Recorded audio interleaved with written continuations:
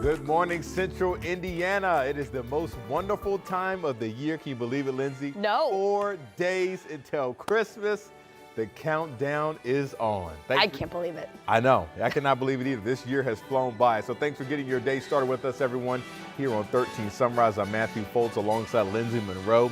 And weather-wise, the skies are clear, ready for Santa. That's right. Yeah, and as we count down to Christmas, the countdown is over for the start of the winter season because today, officially, the winter solstice. I cannot believe it. It's already felt like winter for the past month now. It has. Yes. We have certainly experienced an early winter, so we get a little bit of a break. We're going to talk about some warmer temperatures that are headed our way for the first week of winter. But in the meantime, we've been following some issues on the roads. That's right. So this is over on the northeast side. So right now we've seen crews over near 16th and Emerson causing some serious flooding on the east side. So this is some video that we shot within the last hour, again, near 16th and Emerson. We still don't know exactly what has caused this flooding. We're working to learn if it's a water main break or a water leak. As you can see, cars driving through that area, they're not supposed to. We know first responders have been telling us to avoid that area if you can, because there is some serious damage to the roadway right now. But again, we have been at that intersection. We've reached out to both Citizens Energy, Indy DPW, plus Metro Police for more updates. And of course, we'll keep you posted. But Lindsay, I know you have a map of the routes that folks can take. Yeah, and you just don't know the extent of the damage that is done to that pavement underneath of the water. You don't want to get your tire in a pothole or something where the pavement may have eroded or washed away. So please avoid that intersection. And I know that there's going to be some crews out there doing some assessment as they look to see the extent of that damage. So right there at the intersection of 16th and Emerson, we know going to be blocked off. So utilize either 21st Street or 10th Street as your east and west oriented roads to get around that situation there. Now I want to take you just a little farther north of 16th and Emerson to Emerson and I-70, where our interstates have been looking pretty good so far today. And now that the sun is up, we are seeing a good amount of sunshine across the area, and it's going to be a sunny day. High pressure in control of our weather for today. Couple things that's going to do, not only bring sunshine, which is a good thing, but yesterday we had a high of 52 degrees. Now we've got this clockwise rotation around that high pressure dome, and that means a northwest wind flow today. So that much colder air mass to our northwest, that's what's getting pushed in our direction, and that's going to take the temperature down, especially from yesterday. Going to leave us with more seasonal high temperatures later on this afternoon. Pretty cold start to our morning at 23 in Kokomo. Monticello is at 20. And over the next several hours, we will recover back above the freezing mark. But the average high 39 degrees at this point. We're going to be very close to that for this first day of winter. 38 by the 4 o'clock hour. And then as the sun goes down at 5:24 by 6 p.m., we'll start to lose some of that daytime heating.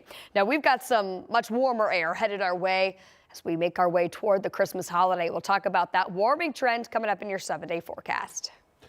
All right, we'll see you then, Lindsay. This weekend marks a year since an Indianapolis man died after being hit by a train on the city's east side. Our Brandon Schaff went to the scene with the man's loved ones who now hope his memory and his mistake help save lives.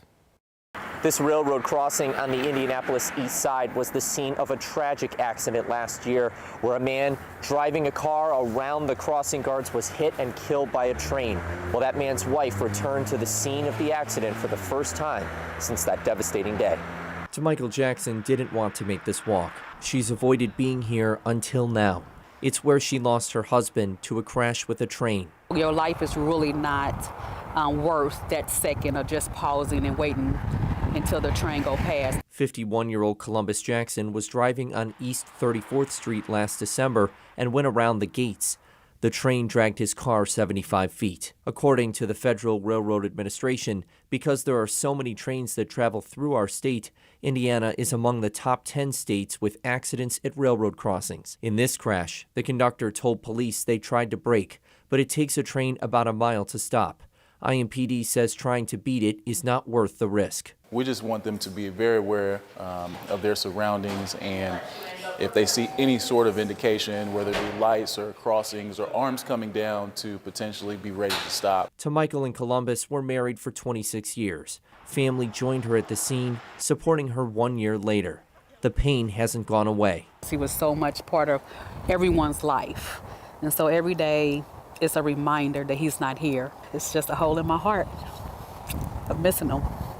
And as tough as it is to go back here, where her husband died, she hopes doing so and sharing his story will prevent another tragedy with a train. Just be patient and just remember you have loved ones waiting on you to come home and looking for you to come home. Nobody wants to get that phone call or knock on their door saying that your loved one has lost their life due to a tragic accident. Brandon Schaff, 13 News.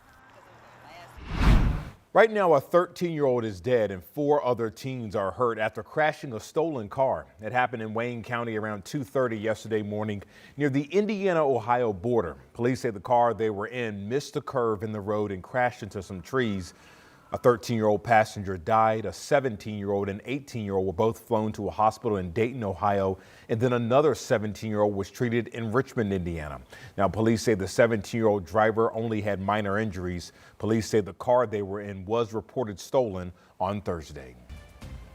Your time is now 9:06. We have a special update this morning about a little girl who's been through a lot. Earlier this year, 4-year-old Luna was injured pretty badly, allegedly beaten by her father and his girlfriend. So now she's reuniting with the officers who found and rescued her. So take a look at these photos that IMPD shared. You can see Officer Andrews and Officer Castro plus Santa met with her to bring her presents for Christmas. So she seems to be doing a lot better in those pictures. So we're certainly glad to hear that. And we do have more on her story plus her recovery right now at WTHR.com.